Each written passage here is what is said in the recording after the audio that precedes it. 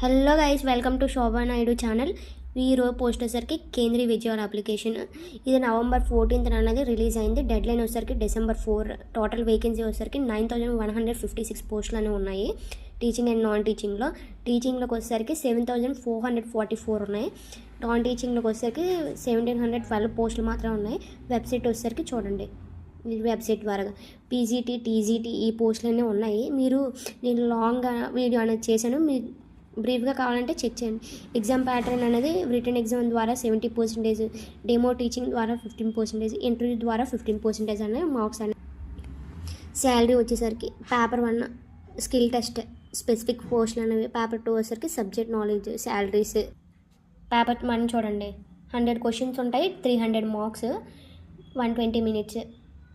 Negative marks కూడా ఉన్నాయి.